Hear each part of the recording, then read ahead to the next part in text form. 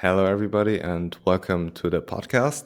I have Maddi with me now, Patterson, formerly Scordia.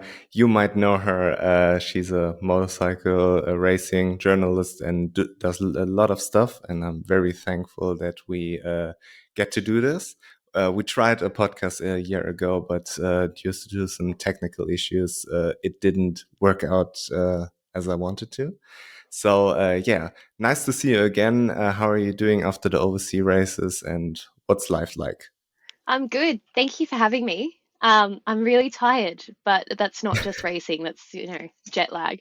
Um, yeah, good to be back. Good to be back in season. A lot going on, a lot of news in the last week or two, especially in the last 48 hours. So it's go, go, go. It's just non-stop. Yeah. Yeah, what I wanted to talk to you about, especially is MotoGP signed the new chief commercial officer, the CCO from the NBA. And to be honest, I forgot his name. But Daniel yeah, Rossomondo. yeah, Daniel Rossomondo, he. And I would like to work out with you because marketing is kind of your expertise. What's like going wrong in MotoGP? Because since Marc Marquez is injured all the time, Valentino Rossi is retired, the racing it itself isn't the best, and COVID had its fair share on it. That the whole product MotoGP isn't necessarily the one it used to be, from Yeah. a attention perspective and from an excitement perspective. I feel like Austin was like one of the most boring races I've ever seen, but it was kind of interesting because Alex Rins was winning. But if it was Marc Marquez winning again in Austin and or Pecco winning again, it wouldn't be special.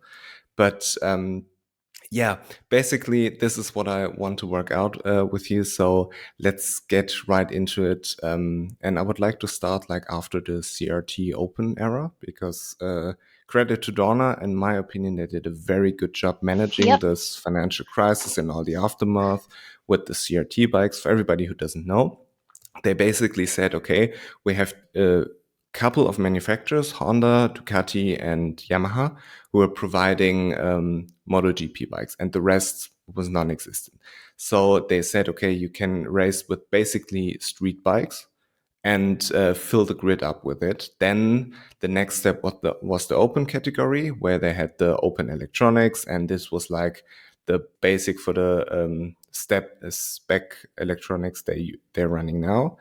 Especially like what Ducati did back then when they decided to go into the open because they were reaping all the benefits.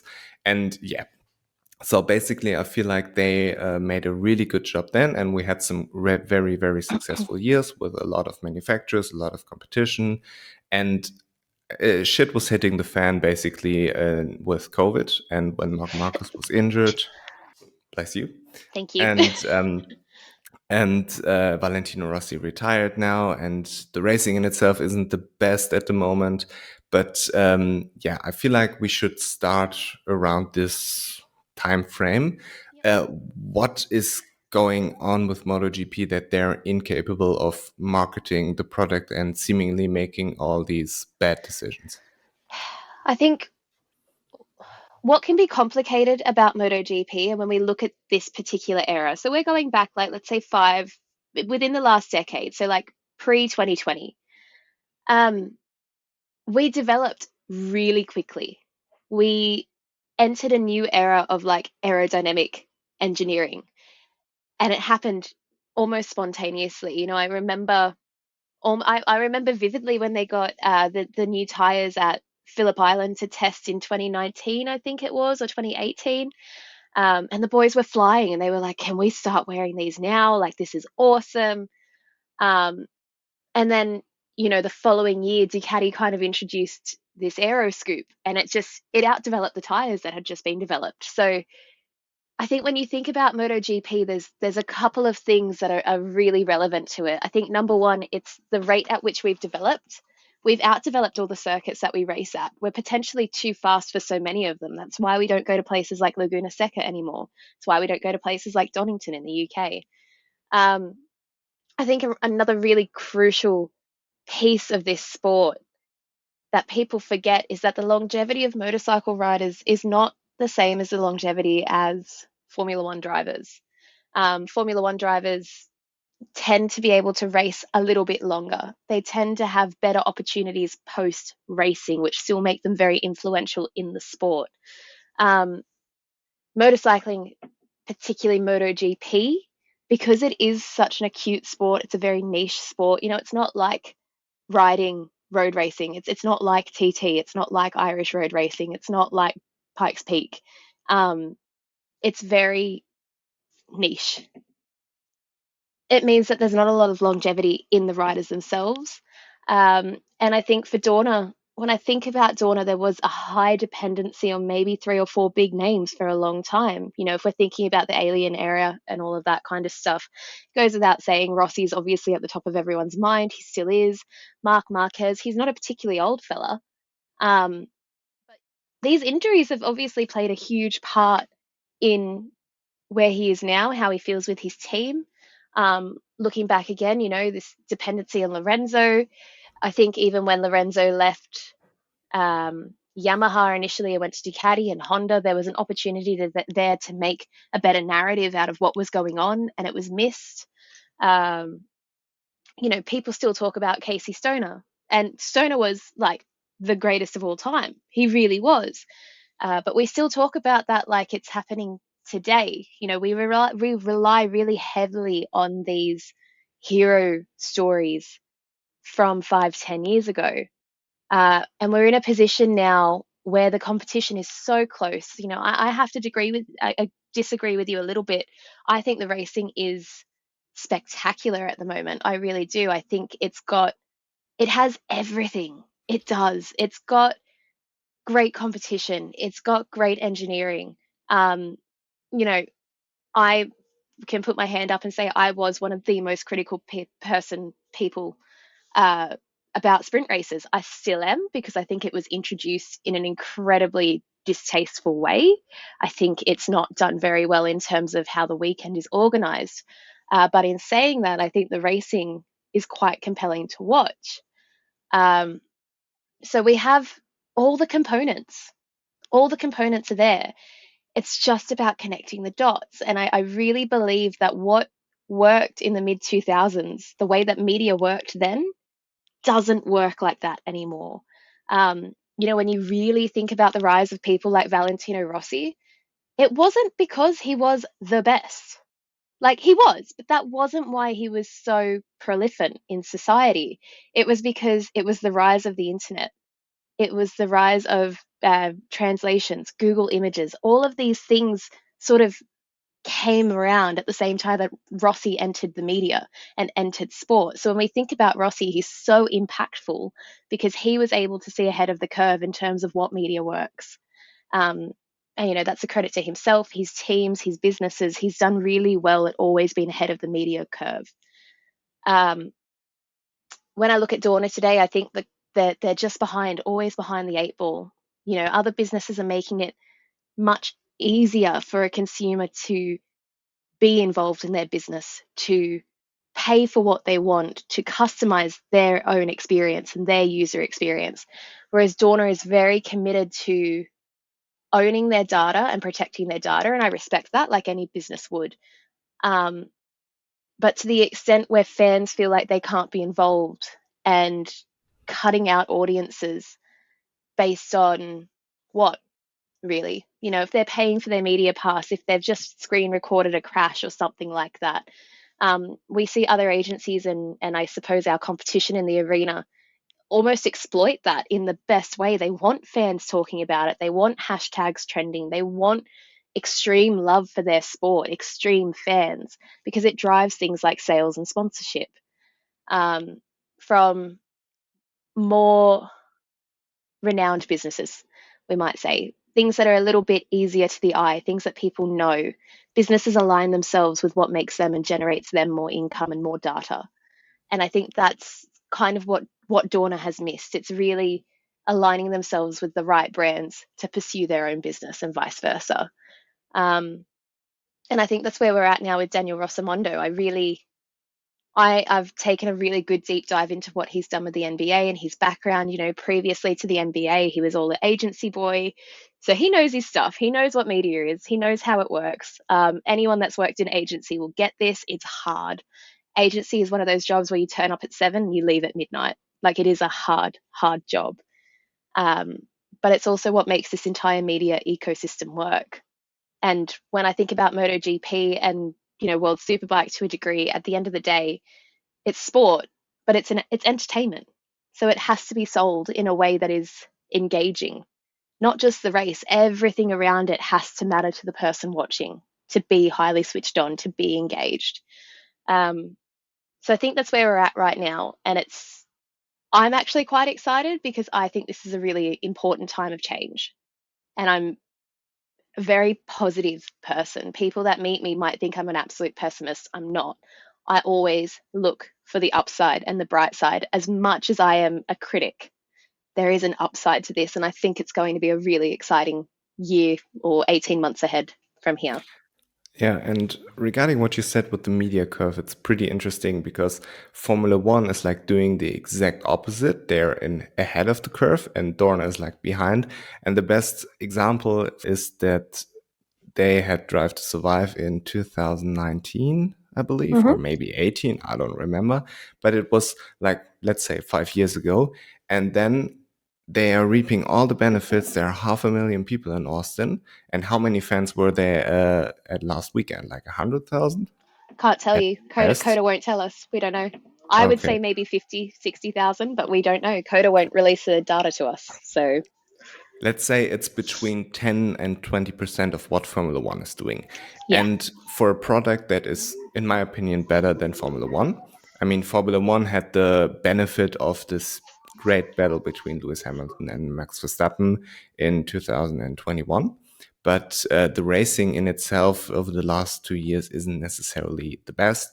And I feel like with Drive to Survive and what they're doing with the media, it's super, super important that MotoGP doesn't just copy it, but does it their own way. It's a little bit like Yamaha with the Aero. They can't just copy what Ducati is doing. They need to find a way what works for them because the whole bike is different and the whole Yeah. product of Dorna is super different, but in a way it's similar, you know? And when when you watch Drive to Survive and see people who are a little bit further down the grid, and you develop maybe a relationship with them through the series. And for example, Remy. Remy and I met in 2021, and we met a couple of times now, and I really like him. And this relationship we kind of developed over the years makes me watch World Superbike now. And when he's fighting for eighth place, it's much more important to me on what's going on to the front. And I understand that not everybody can get this kind of relationship to a rider, but they need to figure out a way how to communicate the personality of a rider and to create this relationship through social media, through whatever, Netflix or whatsoever. But I feel like they're excluding the fans a lot. And this is what pisses me off a lot, that fans want to do something and they're not allowed to, or they're being shut down, or they don't even have the opportunity or whatsoever, you know? I think the really important thing about fans, and you'll hear a lot of brands and businesses say this, right? Customers are the core of our business. We care about our customers. We love our customers.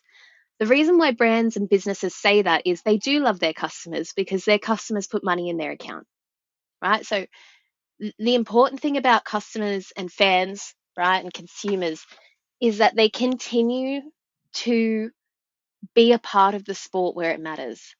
Um, and where it matters is things like digital access. How much does that cost? Where it matters, it's an event. It is an event at the end of the day. A lot of people try to say to me, oh, like if there's not a lot of people there, it doesn't matter. It's a better view on television anyway. I would argue that that's not completely true because what's the point of running it at an event and selling tickets if you're not going to sell out? Um, I think as well as a thing that I get really bothered with when it comes to Dorna is just how the video pass operates. First of all, it's not great technology. They're using everybody knows that. Almost the interface itself feels like it's from 2012. If I bought that in 2012, I would have been greatly impressed. Nowadays, I'm a little bit like, everyone can do better. The cost associated with that, I think, is extremely high. Yes, you get great value in terms of access. But, most people work Monday to Friday, so they're not watching FP1 and FP2. That's not on their radar. So it's about making things more accessible. And in terms of the video pass itself, you get to about race 12 and the price halves. And anybody who works in consumer goods and FMCG will know that when you slice something, it almost devalues it. People don't see the video pass as valuable. They really don't. What is the point of having it? Meanwhile, in Australia, you can download an app like KO Sports, which gives you access to everything from rugby league, football, motorcycling. It's all in there. And it was only about $14 a month. And that was by the Fox Sports Network. So again, the reason why it's so expensive is because of previously existing broadcast partnerships. And actually, more times than not, it's cheaper to watch through broadcast partners. But then that opens up another kettle of fish, which is if I'm in the US, there's only one broadcast partner. And I've got odd hours to watch it because obviously it's in a different continent completely. I can't pre-record. It's only showing the race. It's not showing me any other picture of the event. So it really, I think the time for Dorna is now to really evaluate what is more important. Is it broadcast media? Is it, pay to view? How do we make it accessible to people? Is it you make the sprint races free? What is the correct path? And I'm not the one who's going to be able to tell you when those broadcast partnerships expire, when they change. In terms of the sprint races, the reason why they're not free right now is because previously you just had, FP1, FP2, Q1, Q2 on a Saturday. That was broadcast. And it was just replaced with sprint races. So it doesn't change the broadcast deal in any way. And I think that's a major part of what is sort of preventing people globally from being involved in the sport. And you have to think as well, the globe is a big place. There is a different cost of living for every place that you're in. So €150 might not seem like a lot of money to me, but to someone in Indonesia, that's a lot of money for a lot of different reasons. So almost cutting out the smallest part of your audience who might be the most passionate is a negative on itself.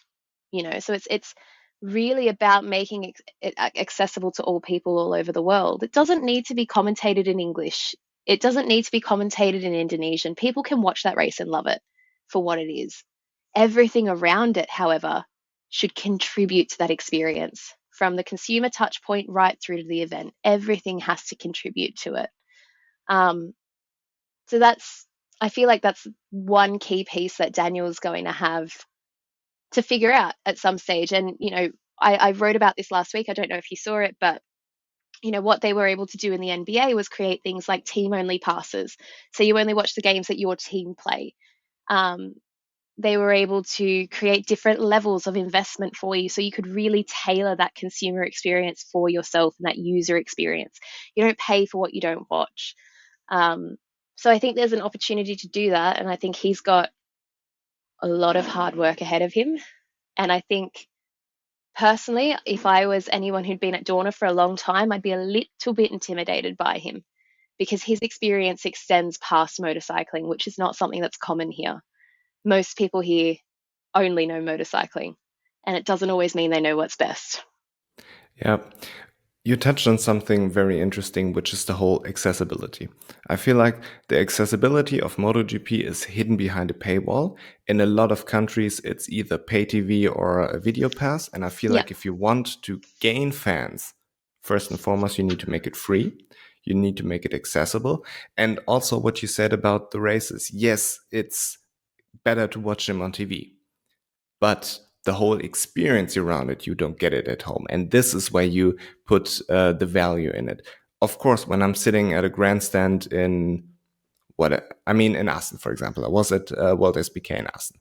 I'm sitting at the grandstand at turn 1. You can see the whole section of turn 1, 2, 3, 4, 5, whatsoever. And then they go into the backstraight and you don't see shit anymore. But what's great about World SBK that you can go into the paddock, you can talk to riders, and the whole experience around it was very, very beautiful. And it's not something I need to see every weekend. No, but once a season, twice a season, maybe that's great. And if you're a very passionate MotoGP fan and you get the experience you deserve, you maybe get to meet your riders. And it doesn't always have to be Marc Marquez, also Moto2 riders, Moto3 riders. Talk to them a little bit and make them accessible through social media. For example, in Moto America, Josh Herrin made a beautiful video about what was going on in the last lap there in race 2. And he explained all of the things you don't see on TV and you don't see on any social media, because it's just his point of view. He and his technicians know what was going on there, but the fans didn't, and he explained it to them. He made it accessible to the audience, and it's beautiful. And I would like to see this more in MotoGP. And last time I made the podcast, I had Jen from GP Series on. I don't know if you know her. Yeah, but, we know each other really well. she got her account banned because she was making her own videos while she was in the paddock, and Dorna said, okay, you can't do this. And they made this really ridiculous list on what you have to do if you're in the paddock and want to film something. You have to tag MotoGP, you have to do this, you have to do that, you're not allowed to do this, you're allowed to do that. And it's so complicated and takes away from the whole experience that the accessibility is one point. You have to make the accessibility on TV good. On social media, the experience has to be better, and also the in-person experience has to be much better when you're in a race. And then you maybe need to work on interacting with the fans a little bit more. For example, the GP Series thing. If she's in a paddock and making videos of her buying a paddock pass, being in a paddock and being in touch with her favorite riders, that's free marketing. And somebody didn't get the memo that me making memes or what, it's free marketing for them. But apparently they don't understand this, and they're shutting everything down, whatever is not in their line of propaganda, let's say. I will say this, that has recently changed a little bit. So in terms of so previously I wasn't allowed to take videos in the paddock. I could take still photos. That was it. I wasn't allowed to sort of be that interactive. It's kind of changing slowly. And I don't think it's changed enough at all, but I think someone's taken a hit to the head and gone, oh crap, maybe we should catch up on this. And although it's not made a great deal of difference, people are aware it's changing. And with Dorna, if things are changing, there's a lot of pressure coming from above. And I don't mean Carmelo, right? I mean like Bridgepoint, because things don't change. The more you work out how this business operates, how they interact with their staff, with their fans, with their freelancers, how they manage media, you get to, there's a rhythm, there's a way to get to it's never from A to B to C. It's always like A, B, D, E, F, G, and maybe I'll get to C eventually. You've always got to take the long way. So that's starting to change now. I think it will take, I'm betting 18 months. And I said this last week, the press conference between Daniel Rossomondo and Carmelo Espeleta was a little bit chalk and cheese, right? Daniel's the cheese, Carmelo's the chalk. They have nothing in common, absolutely nothing. Daniel is not a motorcyclist. He does not have to be. I don't care. I really don't care. I'm not concerned if he likes motorcycles or not. I'm concerned whether he can sell the product or not and make it profitable and make it exciting and make people see how exciting it is. Carmelo, on the other hand, is an ex-racer. He's all motorcyclists, and I'm sure he's not a bad bloke. I'm sure he's not. I'm sure he's got his own life, his own family, his own passions. I'm sure MotoGP is a deep passion of his. Um, I'm sorry to interrupt you there, but there's a joke lining up I don't want to miss. He loves his family so much that he gives them all the MotoGP jobs. So I guess he's a good guy. well, I mean, I'm not, I have to be careful of what I say here. I really do. Look, at the end of the day, it's not my business. It really isn't. I don't care who gets the job. I actually don't. I care whether or not they're good enough to do the role. That is my issue. I don't care. Appoint your son, daughter, nephew. Just don't make it about, exploiting, uh, what is it? Construction contracts in Kazakhstan, for example. Things like that. Let's keep all of that away from our sport. But that aside, um, I am of the belief that within the next 5 years it will be someone. I'm probably speaking way out of tone and way too far ahead of myself, but chalk and cheese will be the new CEO. And that decision won't come from Dorna, that will come from Bridgepoint. That's my prediction for it. Um, in terms of what you were saying about making it free, I kind of disagree a little bit, but hear me out. I don't want to make everything free because I truly believe that people will pay for what they see value in. I want to make it valuable, even if it's sprint races, right? They don't have to be free necessarily. They just need to be slightly more accessible than they are now. How do we do that? Renegotiating broadcast contracts, all of that kind of stuff.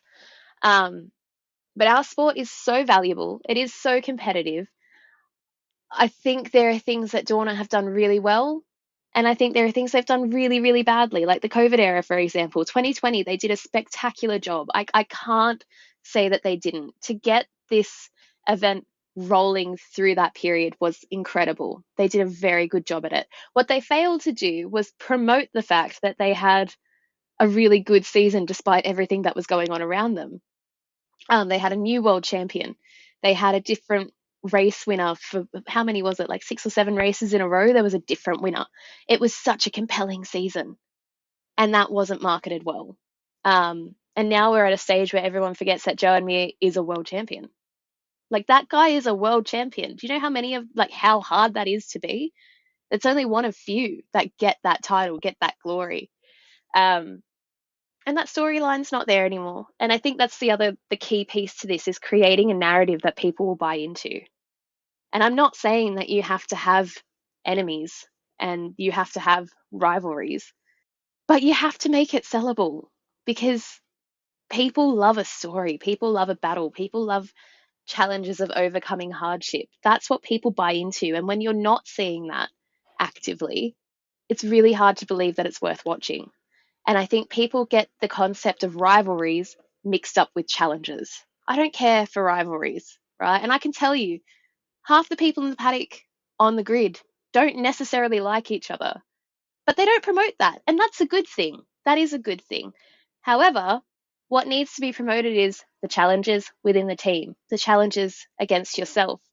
Um, I can think of a number of riders who have probably struggled internally in the last 18 months. Probably Frankie Morbidelli, for example. I know that I've asked him several times, what have you done emotionally, physically, and mentally to sort of change your perception of your job and your work-life balance? Jack Miller definitely struggled late last year. He was the factory man. I'm not saying he was a world champion, but he was a company man, so much so that it kind of left him without a seat at that company anymore for the benefit of someone else.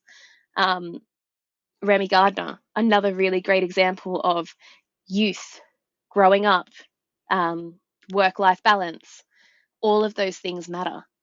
And I think they're the stories that people forget to tell here and they get overlooked, which is its selling point. Don't get me wrong, like I said, the racing is great, the product is great.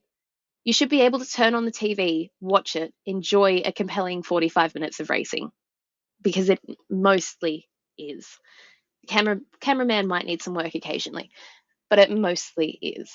I think what makes people feel connected is accessibility, and stories bring accessibility.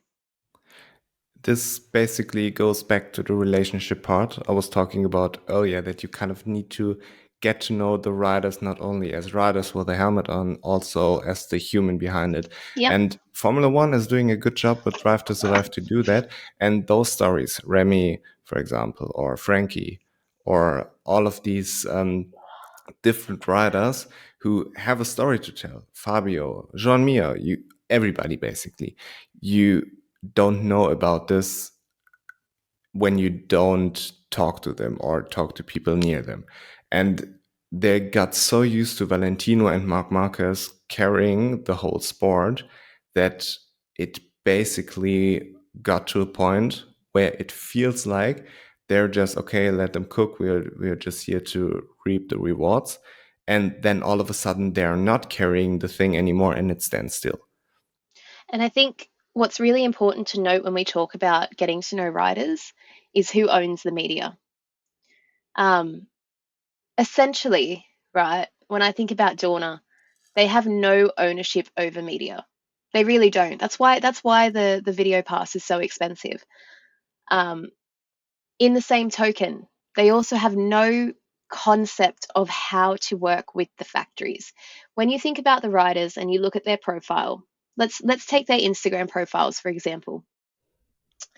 It's all very unnatural media. And what I mean by that is everything is so curated that it feels so far removed from reality. And the reason for that is the factories own the media. They own that piece of media. They own that content. I would say that's a little bit more prolific with Japanese factories than perhaps European factories. I think people that work at places like Ducati and KTM get away with a little bit more of a relaxed media approach in terms of who they are, their ability to be who they want to be and share parts of their lives that others don't necessarily get to see. And if I was Dorna, for example, if I was the new chief commercial officer, I'd be looking at ways to workshop with teams about creating more accessible riders. That doesn't, when I say accessibility, it doesn't mean that you get to touch and feel them personally. It means that you get to feel like you know them despite having never met them. Giving them sort of freedom over creativity. Over a race weekend, you're always going to have a press officer posting on your account. That's normal. But when you're not at work, here's a video of me doing whatever the hell I want. Aleix Espargaro, for example. Aleix gets social media better than anyone else. He really does. He is like, he lives for it. He loves it. He feels connected to his fans. He really has a really great way of connecting with people through mediums and platforms like Twitter and Instagram. He's very responsive. He likes to talk. He likes to ask questions. And not all of them too. Pecco, on the other hand, Pecco said in an interview last week with the race media that I didn't want to be a celebrity. I didn't want to be a role model. I don't consider myself a celebrity. For me, it's really difficult to be that accessible. But in the same token, I think when you give people the opportunity to be themselves, they are therefore accessible. So I think if I was Dorna, I'd be looking at strategies to work with factories and work with riders to give them more creative freedom.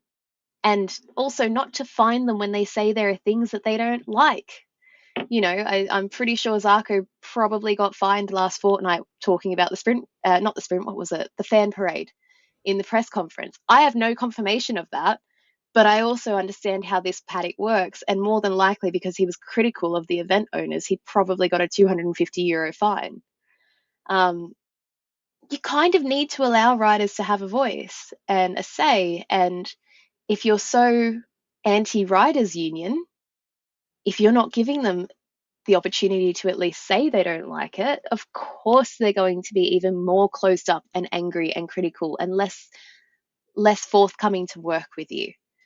So it is a bunch of things. There's so many verticals that play into this. But again, you're completely correct. Accessibility is getting to know someone on what feels like a personal level, even if that's completely false, even if they're not like that and they know they're doing it for the right reasons. A fan feels great about it. And I really feel like in our sport, our fans kind of get left behind or an afterthought in terms of what makes us grow. And I have faith that that is changing. I really do see that changing in the next 18 months. I don't think it will always be this way. And as with most businesses, even when we look at Formula One and we look at the sort of Eccleston era, Formula One was where we are now as Ecclestone was getting ready to depart. And I don't know how many, like, I feel like a few people are starting to make that connection now, right? When he left, there was probably about a 12-month period of, oh, it's Formula One. Nobody really overtly cared. And in the background, Liberty was really working hard to re-energize the sport and reimagine it in a different way. Now, I can sit here and tell you, I still find that sport incredibly dull. Like, I'm not interested in it whatsoever. But I feel like I know the riders so personally. I love the narrative around it. I actually love the competition around it. I love the story. I buy Formula One merchandise. I have no interest in Formula One. I just want it. That's how you get fans. Because I can almost guarantee I will go to a Formula One event this year and be like, oh my God, how do I need to be here? Because that's how you acquire people. Um, so I think I do think that will happen. And I do see it happening in the next sort of 18 to 24 months. Uh, Chalk and cheese. I really see the cheese it will happen. It will happen. But I think it's going to happen with a bit of patience from all of us to go, we'll get through it. We'll get through these hard moments, but it will be worth it. And, there'll be changes that will benefit the sport deeply, and people will also deeply dislike. Long-term fans will also deeply dislike. But when you think about fandom, you have to remember if they've been following it for 35 years, they're probably going to continue following it despite the fact that they don't like the changes. Because acquisition is about new people, not existing ones. Yeah. Look at me. I'm not the biggest fan of what's going on in MotoGP at the moment, but I'm still doing what I'm doing, Yeah. And I don't like the whole thing where the arrow is going. I don't like the whole sprint racing thing. I don't like the commercial aspect of MotoGP, what they're doing. And I hope it change. And I said, I can't remember when I said it, but I said one time that it might be a good thing if the MotoGP product gets sold to a different company and Dorna isn't responsible for it anymore. And a more progressive company, let's say like Liberty Media, is doing stuff differently and modernize it and bring new fans in. And like the sprint race is a very good example. You pretty sure remember the press conference in Austria. It was an absolute shit show. And I the remember I got way, abused. It's great. yeah, I watched it and I was like, what the fuck is going on? It got like for everybody who didn't watch it, it got the vibe when your parents tell you something, you ask why, and they say, because I tell you so. Yeah. Yeah. That's the vibe they were kind of having. And some journalists made very, very interesting and good points. For example, Matt Oxley asked, when are we arriving at the limit of what a rider can do? And 70-year-old Camilo Espeleta, who has no knowledge whatsoever what it's like to race a MotoGP bike, says, no, we're far away from it. Like, how the fuck do you know? And Yeah. there we come to a riders union again. I mean, with the podcast with Remy, we talked about the whole riders union as well, and my suggestion would be that there's a riders union, a manufacturers union, and like a government body union of Dorna, FIM, IRTA, whatsoever, Yes. and you have 3/3, and to change something, you have to agree at least with somebody else. Let's say Dorna wants to introduce sprint races, and the manufacturers have to agree or the riders have to agree, but there has to be a decision. And maybe there are some things where you can get away with 2/3. Maybe there are some things where you need everybody agreeing, and therefore getting everybody on board. And I feel like this could be a good opportunity to have like a riders association, a manufacturers association, and like a government body there The to thing the work thing you together. have to the thing you have to remember about a thing like a riders union, it's not hard to pull together. Okay, a riders union, all you actually need is all riders on the MotoGP grid to sign a piece of paper with a signature and €250 each, which is their signing for the year to be part of a union, right? The thing about it is that even if they had their union, who does what? Where does the power come from? When we think about who holds power in this sport, believe it or not, it's not Dorna. Dorna don't have the power. I think um, it's very easy to blame Dorna because they have made decisions which have led us to this point. And I think, a really great sort of piece to look at is the whole Suzuki thing. Dorna should never have let them go because it made them look incredibly weak, which they are now. They lost so much money. They lost a factory who had signed a contract. Breaking a contract you can't do it. You shouldn't be. That's what the contract's there for. And it made them look incredibly weak. When I think about the bodies that play a hand in this sport, the only one that really matters is the FIM. And to be quite honest, the people in the FIM don't know what they're doing. There's no question of leadership. There's no opposition to government within the FIM. And if you know me, you've heard me say it before, great opposition makes great government. It does, because it makes governments work harder. 82% of the FIM's earning year on year come from Dorna. Dorna is the big dog here. They've got smaller competitions that they manage that don't have the reach nearly as far as, MotoGP or World Superbike for that matter does. So it's intimidating, and I feel like working here is easy to be intimidated as well.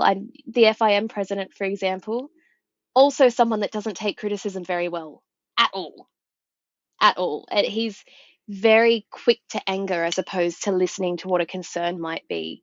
And when I think about leaders and leaders that I've worked with in really high-end businesses, which make billions of dollars year on year, the first thing they do is listen to your question and then ask you about your question, ask you deeper to explain your points. Whether you agree with them or not, a good business leader should be able to at least evaluate what you're saying. And I feel like that's something that goes missed here. When we think about our riders, again, a riders union, I would love to see that happen. It shouldn't be hard to organize, but it's not the organization that's the hard bit. It's things like, if you don't race, you don't get paid. I don't care if you're part of a union, you signed a contract when the union didn't exist then.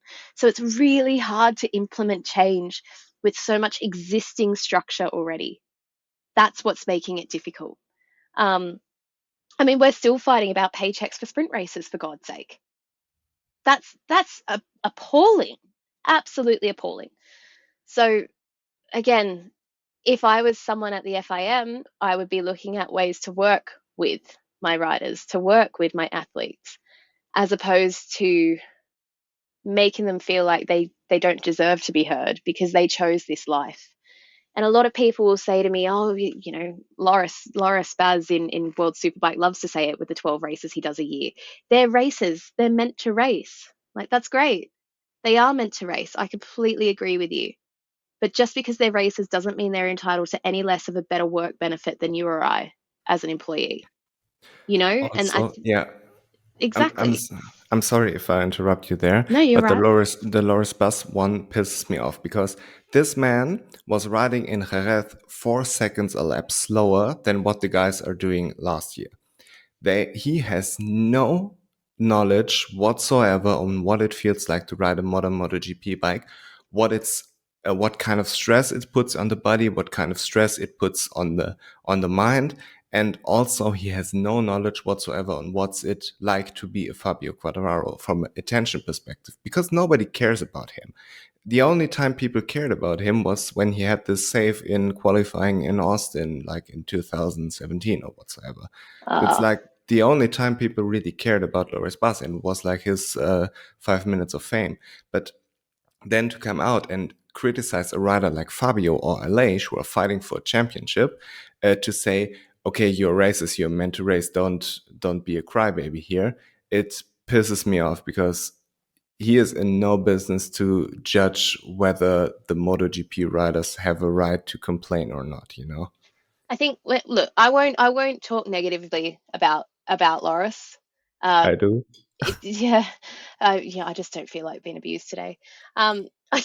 Look, Loris is a good bloke. At the end of the day, I will say this: Loris is a good bloke. We go at each other on the internet, we really do. But also, when he sees me, he always gives me 2 kisses and a hug hello. So I can't talk too much shit about him. And at the end of the day, look, to be honest, it is a racing mindset. It really is. You've met racers, I've met racers. They're not like anyone else. They're the most competitive people on earth. And even if they feel like they're 4 seconds behind, or if they are 4 seconds behind, the fact that they're there makes them feel like they deserve to be there, right? That's how our industry works. It's how athletes work. But you are right in what you're saying as well. If it's not relevant to you and you don't compete in this part of the business, you have a completely different competition that works, I would say, in a similar way now, but obviously with half the amount of work, and half the amount of sponsorship and endorsements and travel that comes with that. They are, again, different. Everybody likes to sort of say that World Superbike and MotoGP are the same. They're not. They're very different competitions for very good reasons. And I actually feel like that's something that World Superbike is really good at exploiting at the moment, is the fact that they're not MotoGP. And that's working really well for them. And I love that. I'm so happy to see that paddock sort of making decent, good changes, because I used to go to World Superbike and think it was crap, really. So I'm really happy to see people in that paddock enjoying their work, enjoying change, enjoying their racing. But again, it's not MotoGP. It's simply not. They're not the same. Yeah, conceptually, it's the same kind of idea: sit on a bike and go fast. But if that was the case, then Enduro GP and Dakar would be the same as MotoGP. And again, they're not. Um, so again, really what it comes down to is nobody does this business like MotoGP riders do. Nobody does the kind of work like MotoGP riders do, with the exception of maybe Formula One drivers, who have an incredibly diverse calendar, who have many double, triple headers, kind of like we do. We're at that level now. But we're not at that level because we deserve to be there. We're at that level because we like to find money and take it where we can, as opposed to long-term beneficial investments. So, you might only take 16 races a year and cap how much money you make that year. But in 10 years' time, the value of that will be worth triple or quadruple what it is now, because it was valuable. And I feel like that's the step that's been missed. I think Dorna have been very quick to add races to the calendar because it's a very quick payoff, as opposed to, let's turn this into a long-term investment where the money is steady. It's coming easily. I think sprint races could have been added in a completely different way. I think it was really immature how it was added. I remember telling Bezzecchi about it at a press conference at the back of the tent in Austria, saying, how do you feel about sprint races? And he was like, what are you talking about? So I think that's a big part of what's missing in our sport. And I think it's also what the fans feel, because the fans don't like to see the riders feel discouraged or insulted, which it really was. And I also think, to a degree, the fans felt insulted because they spent 20 minutes of their lives doing a survey which said, I don't want to do sprint races. And I will say, again, I was super critical of them. I am still super critical of them, but the racing is awesome. Like, it has been compelling racing. Yeah, with the racing, I agree with you that the sprint races are good, but the main races are shit. Like, the only thing Exactly. that really happened in the main race was that Pecco is crashing all the time. Marc Marquez wiped out Miguel Oliveira and Jorge Martin, and Marco Bezzecchi got the first win for Valentino. But you don't get good racing on Sundays, which No. is bad. And I feel like you wouldn't need sprint races if the racing was good and if you would be able to promote it. But the whole money thing you were talking about is very interesting in two regards, because we have Kazakhstan as a big topic, how they're making money with all these tracks, but then canceling the races. And what you said earlier about that they're just making a quick money grab, I feel like they have to, because they're financially down so bad. It's like a cry for help that they introduced sprint races. Everybody who kind of has more than 3 brain cells understands that this was a rash decision just to make money, not for anything else. And if you're in a situation where Dorna and the whole MotoGP world is right now, that again, your superstars are gone or injured or whatsoever, and you have no streams of income whatsoever. The ratings are down. Nobody goes to the races anymore. Therefore, sponsorship money gets cut short. All of this stuff is happening, and they need to figure out a way to stay alive and to make them, to make them survive. And therefore, they're taking everything they can. So this is like my impression of why they introduce sprint races and why they do shit like Kazakhstan, Finland, whatsoever. I agree with you. I said it when sprint races were introduced in Austria. Tissot's going to sponsor it. Lo and behold, Tissot did sponsor it. And I said it at the time. This is inventory, and the thing about events is you want to create inventory to sell. You really do. That's the more inventory you have, the more you can gain in sponsorship, right? Because that's where the big dollars come from. When we talk about fans at the track, Dorna's income doesn't come from fans buying tickets. It should be a key piece to marketing, right? Because full stands on a full track make TV look really, really good. Like it would make the parade look really good if the stands were full. It just would. It would make it immediately better. But when I think about how sponsorship works, the kind of sponsors that we're trying to acquire, I won't be overly critical, because as long as they pay their bills and act professionally, I can't be. You know what I mean? I can't say what's a sham and what's not if it's done correctly. I really can't. But what I can say is when I look at even Superbike, for example, right? Like the Ducati team and Superbike, actually here as well, Ducati do a fantastic job with their sponsors. They have world-class sponsors, people like Lenovo, Salesforce, Cloud Group, the kind of companies that are in touch with the world, the kind of companies that are the touchstone for a lot of our fans, because most people, you know, today, I guess, motorcycling is a far more expensive sport. It's a far more expensive hobby. Generally, with expense comes experience, comes a higher standard of living. I'm not saying that you need to make tickets expensive, but if that's your interest, you're probably more accustomed to higher end sponsors, right? And when I think about motorcycling in terms of sponsorship, it should be aspirational. It should be the kind of brands that people wish they worked for, people wish they were a part of. That's the kind of sponsor you want. Which is why people like Rolex sponsor Formula One, because it's completely aspirational. You want to be a part of that world. And that it all trickles down. Like I said, there's so many verticals for marketing under this umbrella.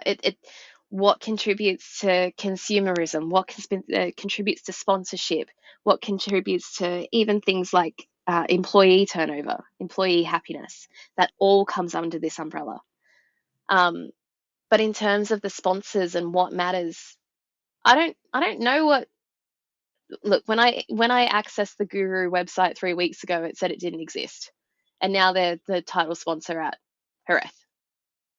So I haven't checked if it works today. Maybe it does. I don't know.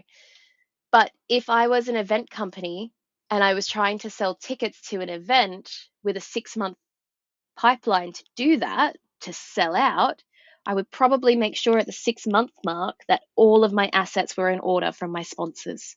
So things like Guru, whatever it is, for example, was up and functioning and ready to be marketed, because that's the key piece. And when you think about the calendar, even though there's 21 races in the year, each race is its own event. Each race deserves a kind of 6-month leeway to sell tickets, to sell sponsorship. Sponsorship, not so much, maybe a 12-month period. Sponsorship should be sold, signed, sorted 6 months before that event so you can market it straight away. When you think of other event businesses that run maybe 14, 15 events back to back throughout the year, the pipeline for those events was 6 months. It's always 6 months, because you want to get as many tickets as sold as quickly as possible. And you kind of want to sell 95, 90% of tickets in the first 4 months. You want it to be sold out by the time, like a month, 2 months before you get to the event. So that all has to do with aspirational sponsorship. That all has to do with how people view the sport, how people connect with it, how people touch with it. And if you have sponsors that are difficult to understand, difficult to see what they're about, for example, if they're a little bit confusing in terms of what their marketing or what their product is, that makes it really difficult to connect with the sport. And a lot of people think that's indirect, and it might be indirect in terms of the racing. Um, I don't know. Is it? Red Bull isn't indirect to racing. I think of Red Bull, I think of racing, and I drink Red Bull because it's on. That's how it works. It's on my mind. That's the whole point. So that's how I feel about sponsorship. I think if I was Dorna, I'd be looking for maybe more secure partnerships as opposed to the most expensive ones. I'd be looking for long-term periods of agreement, and I'd be adding, a 15% raise every 4 to 5 years, the way that every other business does. I'd be doing things like a re-sign period. So, within 3 months after the event, you can re-sign for the same price that you had it the year before, but maybe with less trimmings. So there are ways to generate income. I just don't know if they acknowledge that. And when you have companies like Gryffindor sponsoring Misano last year, or Crypto Data sponsoring RNF Aprilia, or like this bitchy crypto thing in Austria a year or 2 years ago. I don't even know what these companies are. I don't even know what they're about, and it feels like it's just a huge money laundering The thing thing in the is, crypto world, you know? right, it shouldn't matter what the company is. It really shouldn't. I'll give you an But it example, looks right? unprofessional. It looks But super this but this unprofessional. is this is why it looks unprofessional. I'll give you an example. Crypto data is a really good one, right? Because the blokes at Crypto Data aren't bad people. They're actually quite nice guys. I think what MotoGP did really badly was explaining what it is they do. And part of marketing when you're an event company is to make sure that whoever is sponsoring your event, it's understood what it is. I think and that's something that they don't do well. Now, like Griffin, for example, I don't know. I didn't look into it. I didn't look into it because I it mean, I just don't looked, care too. no, but the thing is, it shouldn't matter if you care or not. What should matter is you know what it is because you've been told what it is. Yeah, but That's what the key piece is. if I'm a sponsor and I come to you as MotoGP and I want to sponsor your event, but you're not in a position where you translate to the fans, hey, check out what he is doing, Yeah, like with Crypto Data or Gryffindor or whatsoever, what they're doing there. I mean, I don't even care what they're doing because Dorna and whatsoever, all the people involved, it's not just Dorna, it's like everybody else too. It's a little bit difficult to understand. I mean, if they don't make a good enough job to sell me, the customer, that this sponsor is doing something interesting, why would a sponsor even sponsor this? And this is like exactly. the problem. I want accessibility. There we're coming back. Then that generates bigger sponsors, because the more accessibility you get, the more fans you get, and the bigger your audience is, the more attractive a sponsorship is. But then when you have the sponsorship, you also want to make the fans care about the sponsor in a way that the sponsor gets a value out of it and Absolutely. therefore comes back. And it's a complete shit show from top to bottom that they have these shady crypto companies where everybody thinks, oh, it's just a money laundering thing, and they'll go bankrupt in a couple of weeks. And like the MotoGP crypto thing they did in Austria like 2 years ago, what the fuck was that? And when you have those shady companies, or maybe not shady companies, but you're portraying them maybe in a way that they appear to be Yes. shady, That's yes. that makes the whole brand MotoGP look super unprofessional. And Yeah. like a Rolex sponsorship, everybody knows what the fuck Rolex is doing, and it's associated with something luxurious and something you want to have. But what the fuck is crypto data? I think so crypto data, for example, actually, um, I won't go into it too much, but I don't think they're as illegitimate as they seem. Believe it or not, they're actually Could be, kind but of they're they're doing a they're bad job. techni- But here's the thing, right? This is the problem I see, right? They're not doing a bad job.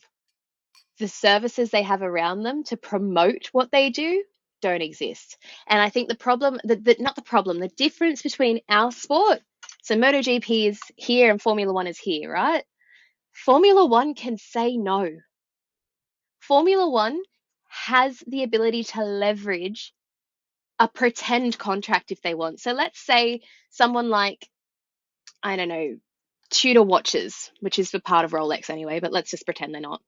Tudor Watches went to Formula One and said, I will give you 40 million euro to let me sponsor you. Formula One can turn around and say, oh, but I already have an existing offer for 65 million from Rolex. Whether they do or not, they can leverage that. They can absolutely hike up the price of their sponsorship. That's what a good event company does. You really want brands competing to be a part of your business. MotoGP, on the other hand, doesn't have that kind of pull anymore. It doesn't have that kind of what's the word? Energy about it anymore. You know, if you wanted to sponsor MotoGP, I don't think it would be particularly difficult to do so. I know in 2016 and 2017, the minimum cost of sponsoring one weekend was only around 2 million euro for 4 days. To you and I, that seems an astronomical amount of money. In reality, it's not. That's a very cheap sponsorship for what is supposedly a global event with over how many millions of fans? I can't remember exactly what the data said, and I'm not exactly sure it was correct anyway. But we don't have that kind of pull here. We don't have that kind of leverage. And if I was Dorna, again, I'd be looking at ways to create competition within my sponsors. I want my sponsors to feel like the more money they give me, the better their outcomes are, which is exactly what you have in Formula One, which is exactly why you only think of brand names in Formula One. Here, I really don't care what the sponsors are. I really don't.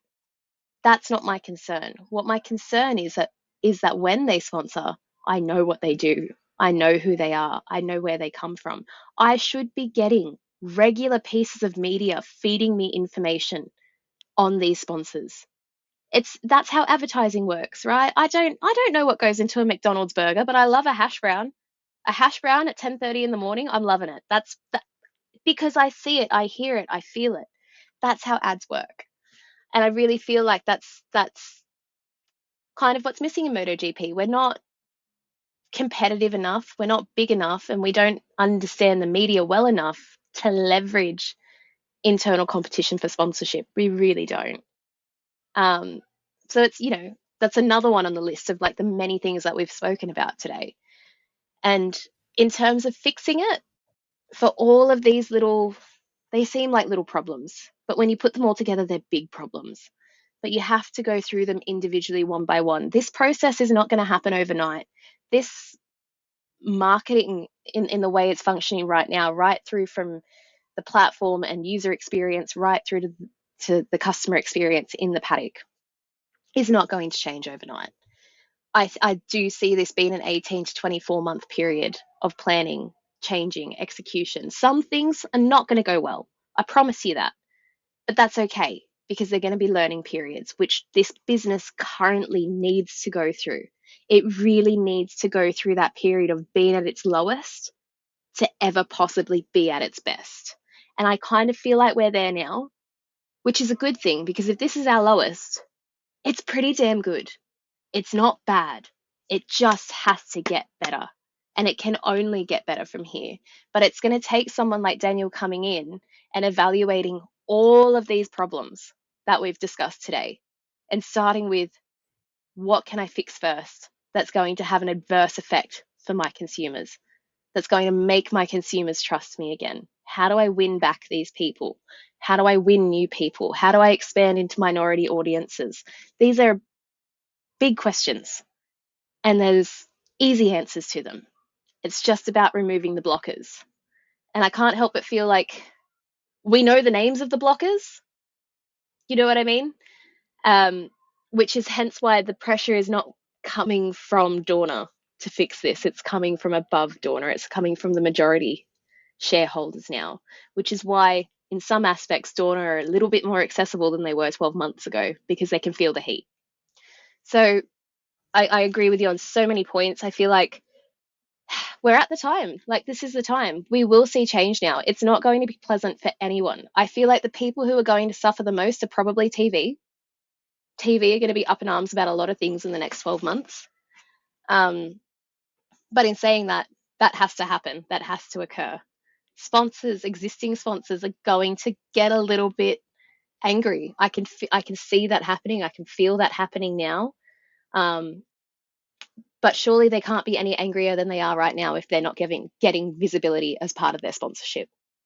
So all of these things have come to the surface, and I feel like Daniel's going to have. I actually think he'll have a better time of it than we assume, because I think Dorna are more scared of him than he is of Dorna. So I have a That's a feeling good that it's news. yeah. I feel like when I say chalk and cheese, I really mean chalk and cheese, and it's a good thing. It's a good thing. Yeah. What's absolutely weird to me that it's not weird, it's understandable when you know how our world exists, but when you have a rider like Valentino who's bigger than the sport itself, and he has like on Instagram like 13 million followers, 14 million followers, and he's a very, very big name in motorsport. I saw Yeah. the BMW embedded today or yesterday. It had like 400,000 clicks on it, and the other embedded had like 80,000. So Valentino is a huge factor in everything they do, and that's why he got the factory seat. I mean, he's not the best car driver. I'm sorry, in the world, but he has this name, and this is missing, and they need to build these personalities too, because when somebody who's bigger than the sport itself just leaves and goes to another sport, he takes all the attention with him. And it's not that Fabio isn't capable, for example, of taking his place, because Fabio is an incredible personality, Oh I yeah. feel like, but he isn't there yet. And they're also doing an absolutely shitty job of promoting him as the next big thing. And also Yamaha is doing its fair share of hindering him. But yeah, that's a whole different topic. I honestly feel like the overall the problem that we have is we don't have enough resources to do all of the things we want to do. And the resources we do have don't know how to apply themselves effectively. I feel like that should sum up the problem really. If you are effective even at just a few things, the key things, be effective at those, the rest will come into play. It's like learning to drive a car. You can be an effective driver. Next step, learn how to effectively reverse park. It's all of those little steps that take you to being exceptional at whatever it is you do. Um, and it will take time. And again, when it comes to sort of owned media and native media and who says what and what goes where, Fabio, for example, I find his media channels incredibly dull. I don't find anything exciting. I don't feel like I get to talk to him personally, obviously for my job, but I don't feel like I get to connect with him on a humility level, which is what's missing. And I think again that just comes down to factories and ownership and contracts that are existing, legacy contracts, how we view athletes, our accessibility to them. Um, And I think that's the kind of thing that Liberty have done really well. And you have to remember the reason why Liberty have done it really, really well is that they're a marketing agency. Dorna like to say that they're a marketing agency, but they're not. They're an event company that don't use agencies, which is essentially what's prevented them from bettering themselves in the media, because you have to train your staff. You have to keep yourself and your staff updated with the things that are changing in the world around them. For example, when our Orion left last year, but so what? Like it almost felt it wasn't a big deal, and that's why Daniel coming in is a big deal, because he's brought with him a whole bunch of skills which haven't been used in this paddock. He's brought with him an understanding of modern media and modern changes. He hasn't come on the journey with Carmelo over the last 30 years. He's come from the USA, which we know is one of the biggest sport markets in the entire world. In the entire world. That is epic. Yeah. That is so cool. And they're the skills that are going to be really applicable now. Yeah.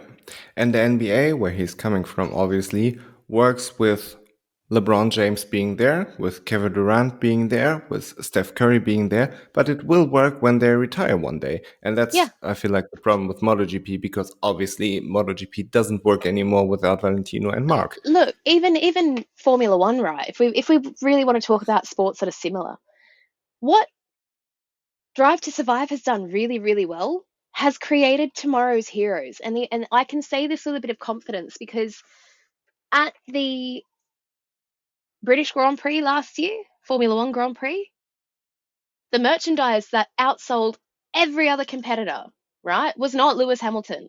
It was George Lando Russell. Norris? Ah, Just George Russell. I thought Lando Norris, but yeah, George But Russell, but he's a nice like bloke.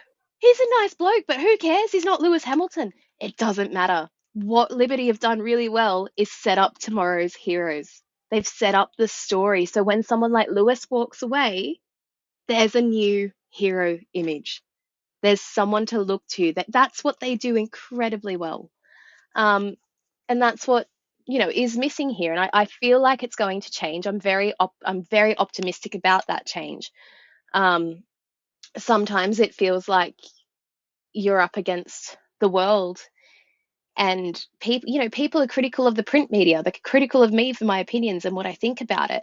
Um, People don't like it when you point out the obvious.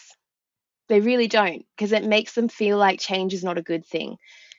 But change is a good thing, and I do feel like the next 18 to 24 months will bring really important changes, whether the legacy body that exists wants to or not. And, I think when it comes to people like Daniel, I don't think that was a Dorner appointment. No way. Yeah. And that's exciting.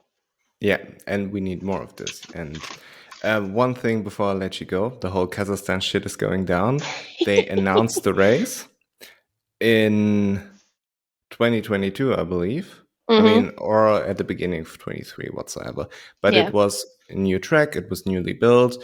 Coincidentally, Carmelo's nephew managed the whole thing like he did in Aragon. So I don't necessarily know how much of an implication this has to Kazakhstan being added to the calendar. But I guess it's up for speculation. And then, like with many other tracks, like with Finland, like the Circuit of Wales, like Hungary, like the thing in Rio de Janeiro in Brazil, there's this big announcement.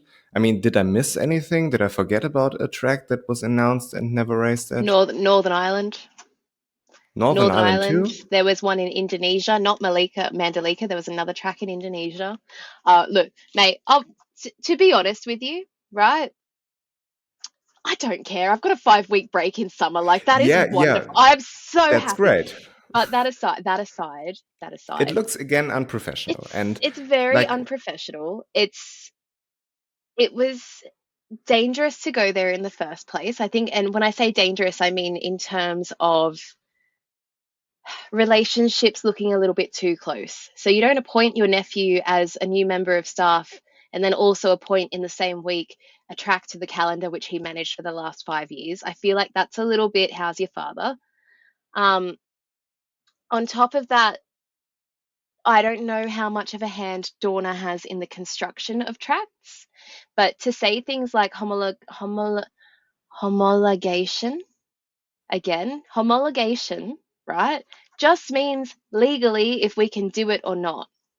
it's How like you the get to, FIM grade, right? yeah, but like, why was it not FIM graded when it was added to the calendar? Is that not a little bit, again, like, suspicious? A little bit suspicious, because it means you've taken a lot of money with no expectation of ever actually going there, but you've been paid. What's And the again, process? What's the process like? Let's say I have a track. I built my new track. It's not homologated yet. Apparently, it's no problem. So I come to you as MotoGP and say, "Hey, I have this cool track. Do you want to race here?" What's like the process of it? How they make money announcing these tracks and never racing there, but they continue to do it. And I don't think that's because they're naive or they're stupid, because they're no, making money out of it, even though it looks incredibly look, unprofessional. So I have to what's the be whole process there? I have to be a little bit cautious about how I frame this. Hey, Um, nobody listens to this shit anyway. So you say that. Someone's always listening, babe. Someone's always listening. No, listen, I think, right. So, two categories here. Let's say you're already an existing track, and let's say you're perfect. Let's say you are actually the perfect track to host a MotoGP race. like In India. every No, but let's say a track that really exists, like Austria, right? Which is not perfect, I but mean, let's pretend that in they are. India exists. They raced Formula One there 10 years ago. So Yeah, but Formula are they homologated for MotoGP yet? no, probably not. Okay, Mm-mm. so you mean a track that exists, which So makes let's sense from a location standpoint and yeah. also is homologated.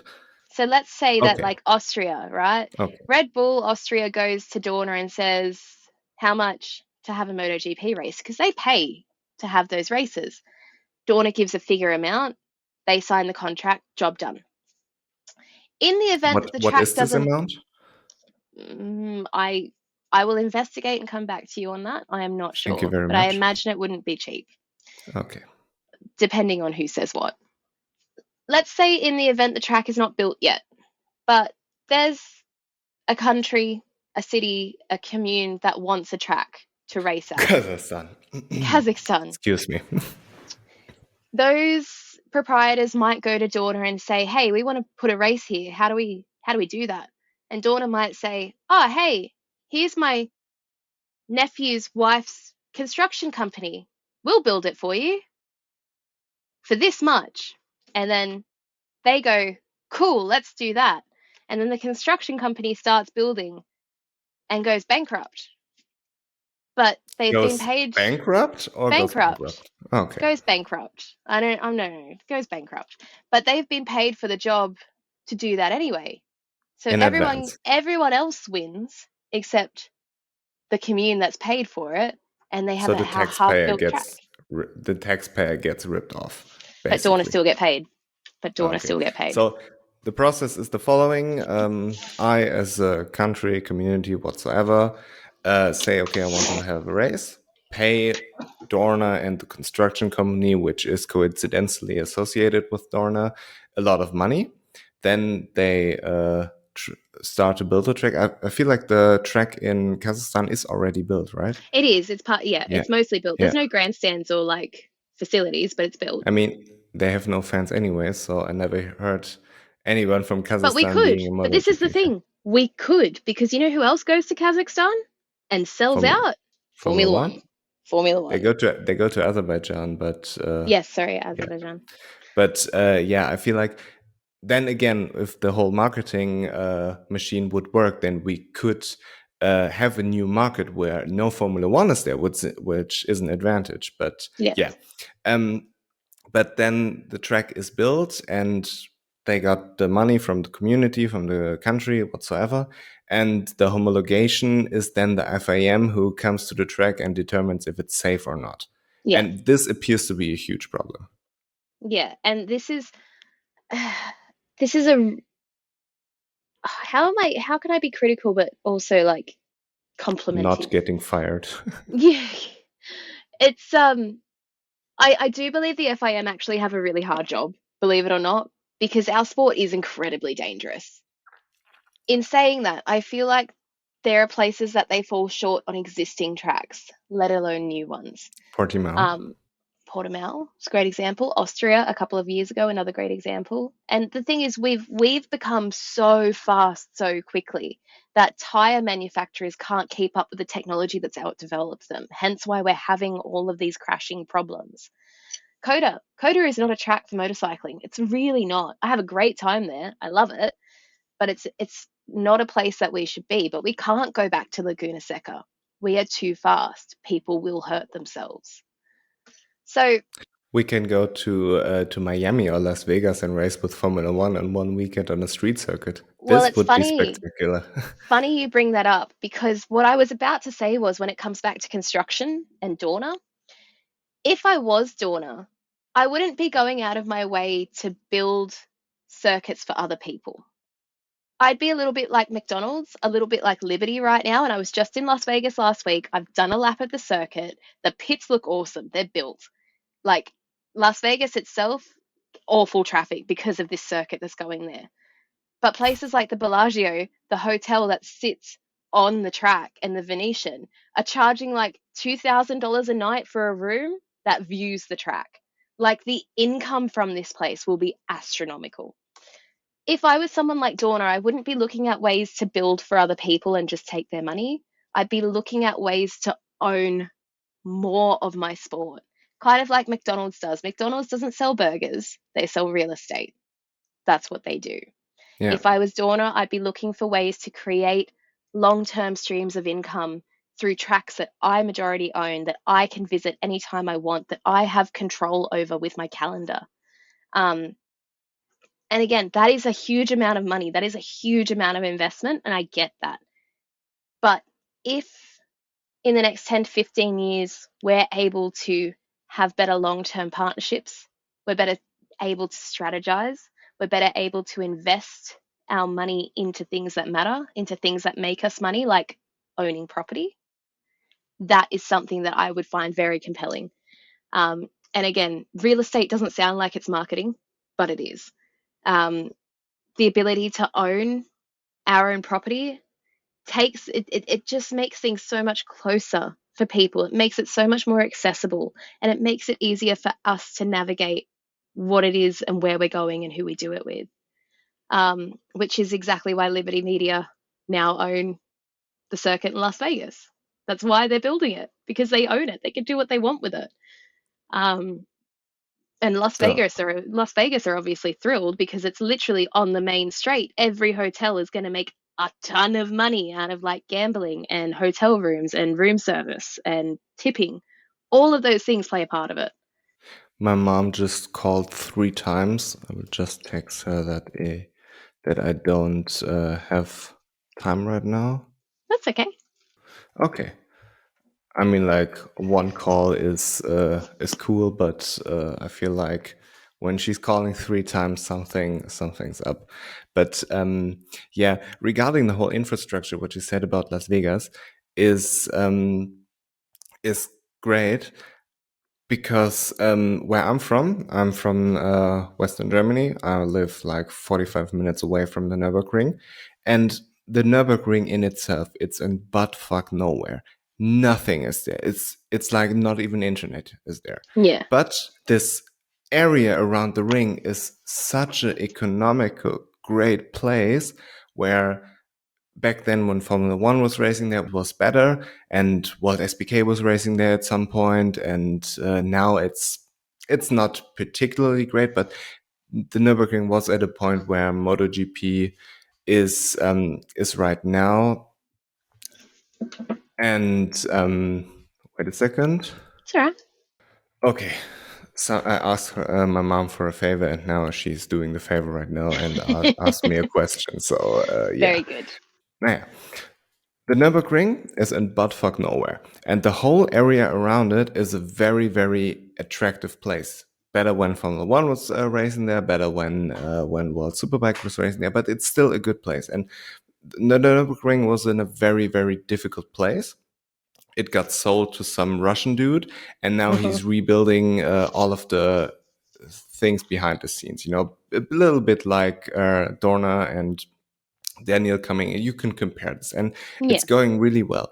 But the Nürburgring is a very good example on how important a racetrack can be for the whole infrastructure in the near area. And when you talk like Las Vegas, it's obviously a little bit different.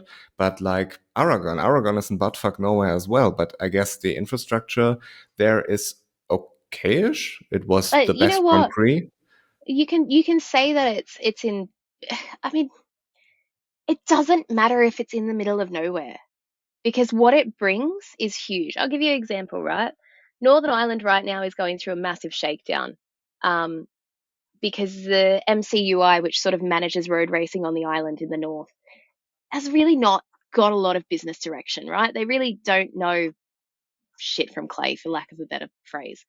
Um, what it's resulted in is crowdfunding to save an event, which I think is incredibly embarrassing. If I was running an event business, I would be concerned about the fact that I'm asking the public for hundreds of thousands of pounds to save an event that I seemingly couldn't get sponsorship for. And events like that matter. They matter for smaller communities because it brings people to the town. It sells out accommodation. It sells pints. It sells hot chips or fries. It means that the vendor might make an extra £3,000 that weekend selling hot chips because that £3,000 might be part of their holiday, might be for their kids, might be for anything. So, location, right? Las Vegas, huge, amazing. Um, but having the ability to own and build infrastructure around anywhere you want in a place that suits racing to the ground. Like, I maintain this. Not everybody likes Austria. It is my favorite track. I love it because I love my surroundings. I love being there. I like going to local Austrian bars. I like talking with local Austrians because you feel really far removed from the rest of Austria. But it's just fantastic. It's an experience.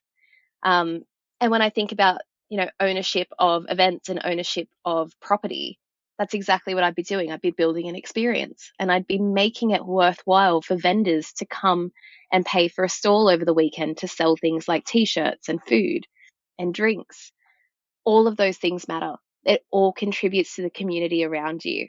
And I'm sure in many ways that, Formula One going to some what felt like very odd countries 5 years ago now today plays such a huge role for a lot of those local vendors. It's a big part of their livelihood. The Northwest 200 in Northern Ireland, for example, that's a big part of a lot of people's livelihood. And that matters. It really matters. And again, that does play into how fans perceive the sport. Are things affordable? Are there things there for them to do and buy? Um, are they willing to spend their money on merchandise and food and drink at the event? Yes, if it's there, absolutely they are. Why wouldn't you? Yeah. Why wouldn't you? And then we are back to the point I made at the beginning. Of course, watching the race at home is better from just watching the A racing perspective. viewpoint? Yeah. But the whole experience, if you manage to make a good experience for the fans, then the track is better like once a year or twice a year. Not every time, but once a year, twice a year. Usually that's a good thing to do if you're a MotoGP fan. But you have to have a race which is organized well. You have to have a racetrack which is good. And my personal experience is that Spain is the best for this. But yeah, like what you just said about owning a track and owning real estate, basically. I thought about a lot on how I would build my track if I had the financial capabilities to build my own track. And like I would make a spectacular track, of course, but I would try to bring the fans as close to the track as possible. And the big problem is like the gravel traps. And Yeah. I would try to construct it in a way where the gravel tracks and the service road are more or less underneath the grandstands and you can watch from above on the track, like basically in a football stadium. You're right there. And if you have all this unnecessary stuff like gravel traps, service road, you need for safety, but you don't necessarily need as a fan, if you know Yeah. what I mean, that you kind of lay it above and then have at the grandstands like a mall where you can go shopping, even if there's no races, restaurants, a gym, hotels, where Yeah. people have like a whole vacation and can do stuff like an experience at the Nürburgring. There's a sim racing experience. I wanted to do it for the last like 2-3 years, but I never managed to do it. But I would like to do it and do stuff like this where I can race in a professional simulator, which has like suspensions, all of this over my favorite track, and race with a GT3 car whatsoever, which I will never be able to do in real life. But it is To all sell experience. to sell the experience around the track, The biggest marketing tool that any company has, right? Any company. I don't care if they sell a packet of chips, soft drink, MotoGP, I don't care what they sell. The best tool they have is when someone goes, "Oh, I love this, you should try it." Yeah, That sells, because the relationship FMCG companies have with their consumers or fast moving goods matters. It really matters. The only reason I bought an iPhone in 2013 was because my best friend had one and it was cool and I wanted one and she really liked it. So I bought one and I've had Yeah. an iPhone since. And it's quite literally that kind of, you should try this, come with this to me. At the moment I'm seeing a lot of fans say to me, I'm so unhappy and it's so expensive and I can't afford to go and I can't afford to do this. And to be honest, Formula One's not any cheaper. It's not No. any cheaper, but In people will fact, go. People will worse. go.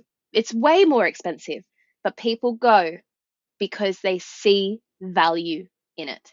It's not about the But price. Never has been. I mean, I get a lot of Formula One fans being frustrated when you see tracks like Monza, where Hmm. they're basically not seeing anything and still paying 300, 400 euros for a ticket. But they're But having a good experience outside of sitting in the grandstand.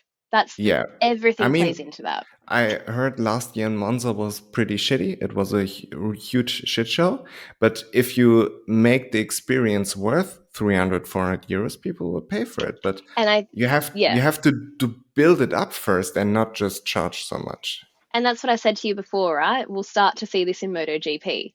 And Liberty is still going through growing pains. Don't forget, they're relatively new. So when things go wrong, it's not a bad thing. It's But actually Formula a One, good thing. what you said earlier about accepting criticism, Formula One accepted the criticism in Austria, where the Dutch fans harassed Yep. women. Yep. They accepted the criticism in Monza, where people had a shitty experience and the whole infrastructure wasn't built for Yep. the Formula One race. They didn't really accept the criticism for Spa in 2021 because I noticed personally, I was there. We had some complaints about tickets refunding because this was just a shit show, but they pretty much didn't care. Yeah. But Formula One kind of is in a state where they accept criticism and want to do something about it. While MotoGP, remember the whole thing in Assen last year, nobody cared. They didn't even do one bit there. And the circuit in Assen doesn't care. MotoGP doesn't care. The FIM doesn't care. IRTA doesn't care. Nobody cares. And they need to accept criticism from fans to make the experience for fans better. Because I'm not going to a MotoGP in Assen again. I mean, Yeah. World Superbike was great. It was a super cool experience. I can totally recommend it for everybody. But MotoGP, it's in different levels, just a shit But show. it's like I said to you before, there are so many hands in the pot here. There are so many people at play here. There are people with big egos that probably shouldn't be in roles that they are. Um, People do care. People do care. I promise you that. I can actually, hand on heart, say people that didn't care 12 months ago care a lot right now because their jobs are on the line. They care a lot more than they did 12 months Hopefully. ago. Well, yeah, And but honestly, with that, it brings good pe- change. Bring pressure. Pressure yeah, makes diamonds, or it cracks the rock. So let's see what yeah. happens. Honestly, people who are in a position like let's take Assen as an example last year, or like in Formula One with Austria, where the whole women were reporting that they were being sexually harassed by those Max Verstappen fans and all of Yeah, this. That if people are in a position of power and do not care about this, they shouldn't be in this position because they are in this exactly. position to care about this stuff and make the user or the fan experience great. And yeah, Yeah. that's basically all I wanted to say. I will let you go now, and thank you very much. I feel like we could talk for 5 hours about this subject, but yeah, I feel We like will. We will later in the we year.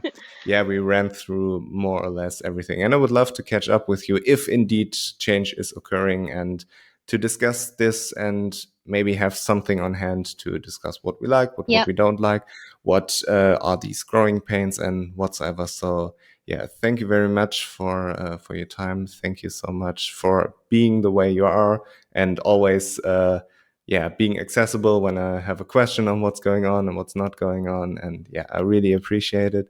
And I would love to catch up with you soon. It was sad that you weren't in Anytime. Assen. We will see you soon. Don't worry. We'll be around. We'll come and catch up in Yes. Cologne. Any chance you are in Most for a superbike? No. I actually have no idea. When is that? I don't know. I've got like 5 races in my head right From now. the top of my head, I don't know. I feel like it's at the end of July, beginning of August, somewhat around that. I might be on my 5-week vacation. So Yeah, maybe. you deserve Maybe. this. You deserve Maybe. this. But yeah, We'll try and we are see. thinking about going to we are thinking about going to Most. But whenever you're in Assen for MotoGP or whatsoever, just give me a text. Well, and we can do might come something. in because Assen's not far from where you are anyway, so we might just come for a drive after the GP and come and catch up with you guys if Yeah, you're sure. around. I'd love to go to the stables with Sure. Tissot, so Yeah, if you want to go to the Nürburgring, for example, I can take you there and do some ring taxi experience. Those would do you be know a what? great day. We I mean, should. if you're We should go interested. and do that. We Yeah. could make some cool content around that too. Actually, that's a really Yeah. good idea. Yes. So yeah, we will catch up later. Thank you very much. I don't know when I will upload this podcast. Oh, Right now just it's also Thursday. keep an eye on the time at 2 p.m. Spanish time. Marc Marquez has a press conference, so we'll see what happens. Keelan, my co-host for the show, Yeah. texted me this while we were talking. So yeah, Good. thank you very much and goodbye. I'll see you soon. Bye.